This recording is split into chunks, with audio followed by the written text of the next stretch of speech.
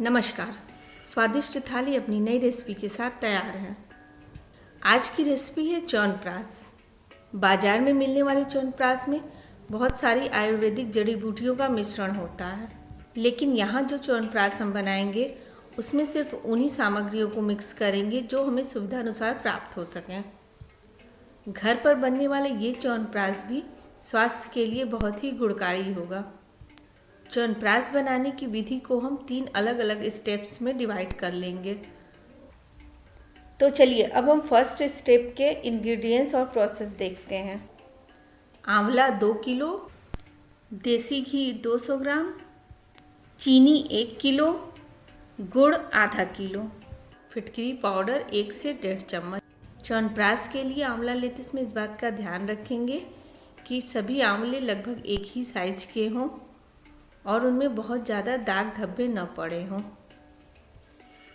ये एक फिटकरी का टुकड़ा है, इसमें से इतना फिटकरी तोड़कर अलग कर लेंगे जिससे कि 1 से 1.5 चम्मच इसका पाउडर तैयार किया जा सके। अब ये फिटकरी पाउडर इस्तेमाल के लिए तैयार है। अब आंवलों को उबालने के लिए एक बड़े प्रेशर कुकर में सभी आंवले रखें, फिर उसमें फिटकरी पाउडर और बराबर मात्रा में पानी डाल दें। अब प्रेशर कुकर का ढक्कन लगा के तेज आंच पर इसे रख देंगे।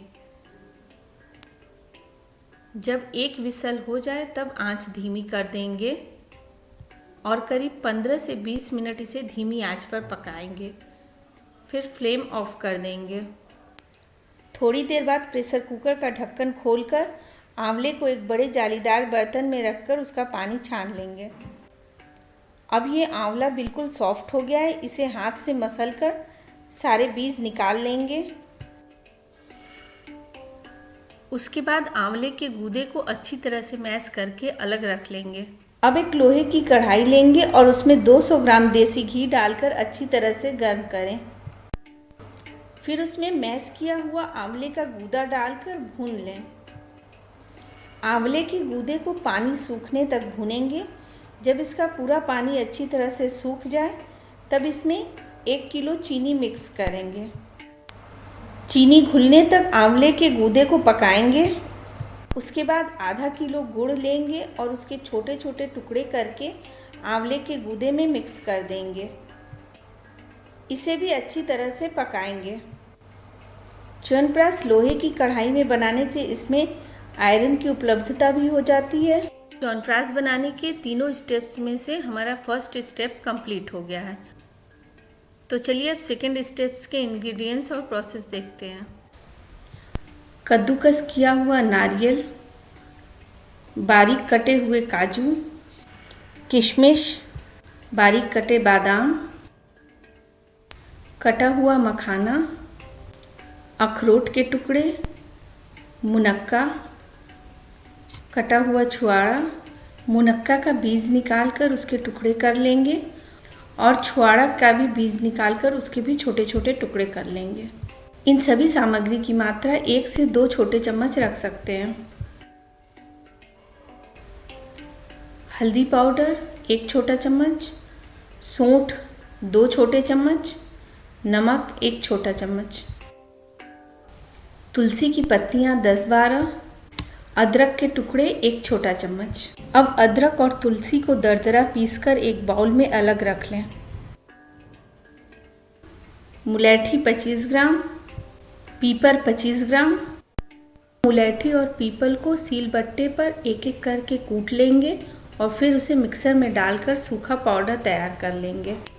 पहले हम मुलैठी को इस तरह से सील पर सूखा कूट लेंगे। अब इसे मिक्सर में पीसकर सूखा पाउडर तैयार कर लेंगे। ये हमने मुलैठी अच्छी तरह से पीस लिया है। आप देख सकते हैं इसमें बहुत से रेसे हैं, इसलिए इसे अब हम छलनी से छानेंगे। अब ये मुलैठी का पाउडर अच्छी तरह से तैयार हो गया है। इसे एक प्लेट में निकालकर अलग रख लेंगे।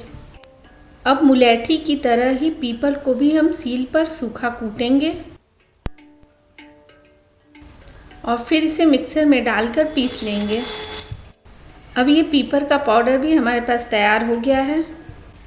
इसे भी हम छलनी से छानकर बारीक पाउडर अलग कर लेंगे और फिर इसे मुलैठी पाउडर में मिक्स कर देंगे।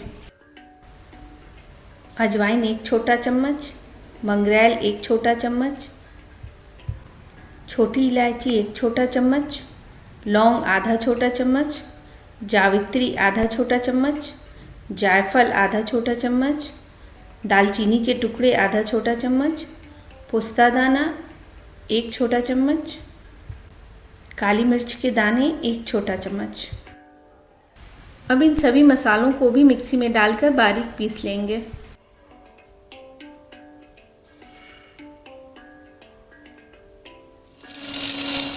अब ये हमारे पास मसाले का पाउडर भी तैयार हो गया है। इसे भी छलनी से अच्छी तरह से छानकर बारीक पाउडर तैयार कर लेंगे और पहले से तैयार मुलैठी और पीपल पाउडर के साथ इसे भी मिक्स कर देंगे। अब सभी मसाले अच्छी तरह से मिक्स करके एक प्लेट में निकाल लें। देसी घी 200 ग्राम, रतनजोत 50 ग्राम, बालछण 50 ग्राम। एक दूसरी कढ़ाई या पैन लेंगे और उसमें 200 ग्राम देसी घी डालकर अच्छी तरह से गर्म करें। अब इसमें रतनजोत और बालछण डालकर भून लें। इसे 2-3 मिनट भूनें। अब गैस का फ्लेम ऑफ कर दें और कुछ सेकंड के बाद इस घी को बड़े छन्नी से छान लें। छना हुआ घी वापस उसी कढ़ाई में डालकर फिर से उसे गर्म करें। रतनजोत डालने की वजह से घी का रंग बिल्कुल रेड हो जाएगा। जब घी अच्छी तरह से गर्म हो जाए तो उसमें सबसे पहले तुलसी अदरक का पेस्ट डालकर भूनेंगे। उसके बाद पहले से तैयार किया हुआ मिक्स सूखा मसाला इसमें डालेंगे। सभी मसालों को 1 से 1.5 मिनट तक भूनेंगे। फिर इसमें हल्दी पाउडर, सूंठ पाउडर और नमक मिक्स करें।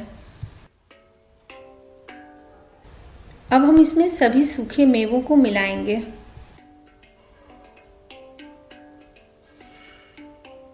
अब च्यवनप्राश बनाने का हमारा ये सेकंड स्टेप भी कंप्लीट हो गया। तो चलिए अब च्यवनप्राश बनाने के थर्ड और फाइनल स्टेप्स के प्रोसेस देखते हैं।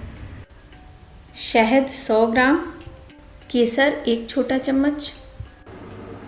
अब हम लोहे की कढ़ाई को फिर से आंच पर चढ़ाएंगे जिसमें हमने आंवला, चीनी और गुड़ को पकाकर अलग से रखा हुआ है। इसे अच्छी तरह से गर्म करेंगे और फिर दूसरी कढ़ाई में पकाई गई सामग्री जिसमें मसाले और ड्राई फ्रूट्स हैं उसको इसमें मिक्स करेंगे। कढ़ाई की सामग्री को पलटे से लगातार चलाते रहेंगे जिससे कि ये जले नहीं।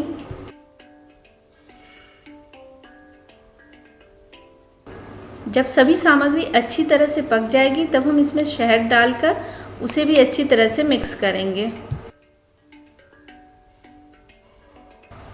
जब शहद च्यवनप्राश में अच्छी तरह से मिक्स हो जाए तब हम इसमें ऊपर से केसर डालेंगे और उसे भी मिक्स कर देंगे।